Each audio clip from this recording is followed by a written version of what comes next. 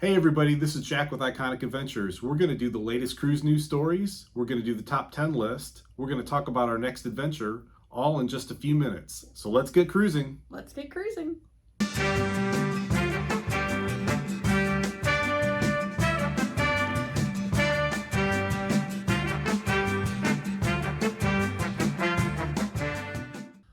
All right, so the news for tonight is pizza, Panama Canal, and hurricanes. So, talking about pizza, there was a little story out there, or a little survey rather, and it made a big story because everyone assumed that something was happening that Royal Caribbean had not committed that was happening. So the story basically goes that Royal Caribbean did a follow-up survey regarding food and would you pay for their pizza if they charged for it. And that got people on social media wondering if this meant that Royal Caribbean was definitely going to start charging for their subpar pizza, and it made people really mad. And so I think that the story really has a lot more to do with the reality that social media is like a wildfire and it can get out of control very quickly and it can be extremely destructive. But Royal Caribbean, who knows, maybe they did have an alternative reason for asking that question on their survey, and they were, teetering with the idea of charging for pizza. But because of all this, where social media does have some positives, if they were thinking it, it is now dead and they will never charge for pizza because the CEO had to come out and tell everyone, we will not charge you for our subpar pizza. Now, I say that this pizza is subpar. I'm a California Pizza Kitchen girl, so, I'm a little snobby regarding my pizza, and the pizza on Royal Caribbean is fine. It's excellent, but they will not be charging for it, so don't worry. Take that off of your worry list. Now, on the worry list, things that might need to rise to a little bit higher is the Panama Canal and definitely the hurricanes. But the Panama Canal, why don't you tell us a little bit about what's happening with that? So the Panama Canal is interesting. So Panama is going through a significant drought, one of the worst droughts on record. The Panama Canal, interestingly, even though it connects the Atlantic Ocean and the Pacific Ocean, operates completely on fresh water. So, you come in on one side of the ocean and then you go through the locks and you go up, up, up, up, up, and you get into the middle and you go down, down, down. And all of that is run by fresh water. And because the drought, they don't have as much water and they can't push as many ships through the Panama Canal. And so we've already had one casualty. Royal Caribbean's Rhapsody of the Seas had a really unique itinerary planned for late 2023, 2024 winter season. They were going to have 7-day Panama Canal cruises, which is unheard of to get a full transit of the Panama Canal in a 7-day cruise. They were going to home port down in Panama, and they were going to go through at one end, make a couple of stops, and then they were going to have the reverse itinerary the next 7 days going back through the Panama Canal, and they have canceled the entire season. And all of the people that booked this bucket list cruise have had it canceled, and now they've got to fly down to Central America and have a Caribbean cruise.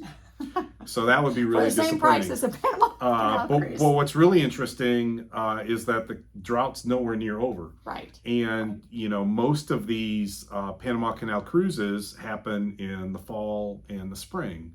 And so, right now we're in August. There really aren't any Panama Canal cruises scheduled at the moment. But the cargo ships are being severely impacted by the drought. And so they have limited the number of ships that can go through. There's a backlog of ships sitting out there in the ocean. And so it's going to be really interesting to see because we're only, about 6 weeks away from the Panama Canal cruise season really picking up. Is that going to impact cruises wanting to go through the Panama Canal? We certainly would like to go on a Panama Canal cruise someday. So it's certainly something that is interesting to us. Because we would really love to do that someday. and would not want to have it negatively impacted by drought. Yeah, if you're planning that trip 12 months in advance, 15 months in advance, and then you find out at the last minute that you cannot go on that, and it's now a Caribbean cruise, I would be highly ticked off. And so I think that they're going to have to come up with a better plan for that. And it is a little sad for the people that are currently doing it, but I feel like that it's a good plan as far as what the cruise ships want to do, and I'm thankful they're just starting to think about it. So I think it's gonna be a good thing in the future. They're just having to work out the kinks, that kind of thing. All right, so the next story. This one like freaks me out because I grew up with a family that literally had what was it, like a 10-ton concrete bunker in the side of a hill in case a storm came. And we are now talking about being on a cruise ship during hurricane season. So my mom would literally roll over in her grave. But it is a possibility, and truth be known, the cruises that we have done have predominantly been during hurricane season because those are the best prices on cruise ships. And so we like to go in the fall, and those are the best prices if you are looking for a good affordable cruise. But there is always the possibility of a storm. And so for someone who grew up with a hypersensitivity to hurricanes, this man has had to just really talk me off the cliff numerous times. So help us to understand what a cruise ship does in cruise season, in hurricane season rather. Right. And so first of all, we have done a few cruises right in the middle of hurricane season, just like you said. And we've never hit and a we've been okay, right? Yeah. And we've been okay. And we've been on cruises when it was not hurricane season, and we've been in rough water. Yeah, right? for sure. So you're not guaranteed to have calm water if you're not in hurricane season. But what do you think about? Well, let's talk about what you should think about during hurricane season. And so, first of all, the cruise line, their first concern is going to be the safety of the people on board. They don't want all of us suing them. The safety of the ship, obviously. And so what that means is that they're going to avoid the storm. Right. And they're very, very good at avoiding the storm. In open water, a hurricane or tropical storm is typically doing 10 knots or less, typically well under 10 knots. These modern cruise ships can get over 20 knots, and so they can see it coming, see it coming on radar, obviously, and get out of the way. And so that's the first thing that they're going to do. The thing that potentially means, and we've seen it happen recently, where the west coast of the United States and Baja, Mexico got hit with a tropical storm, and then now in the Atlantic we've got some activity up there where cruise itineraries get changed. And cruise itineraries can get changed for a lot of reasons, and avoiding bad weather. But it's always for your safety, so don't complain. And avoiding bad weather is one of those things. So I think that's one of the things you need to take into consideration, is because we often have an itinerary that we love, and we're excited about that itinerary.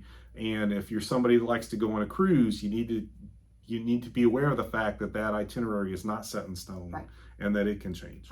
And that's one thing that's going to happen. We've got that happening right now. The Dominican Republic is going to get a pretty good hit by the tropical storm that's out there, and so they closed the cruise port, and the Carnival ships that were going to dock there have had to make other plans. And so that's the first thing that's going to happen. If the itinerary gets altered, the likelihood of you getting any sort of financial compensation, it's near zero, right? Obviously, I don't speak for the cruise lines, but based on experience, when a cruise line has to make some itinerary stops or itinerary adjustments. That is in your contract, your small print, that you signed and agreed to that. So not wasting your time for be that. flexible in that regard.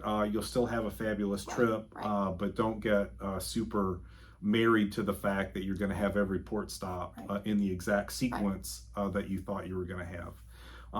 There is a rare occasion, and this is a very rare occasion, where if the storm is going to hit the port during the day of disembarkation, I mean, you could be looking at a cancellation in that regard. That's very rare.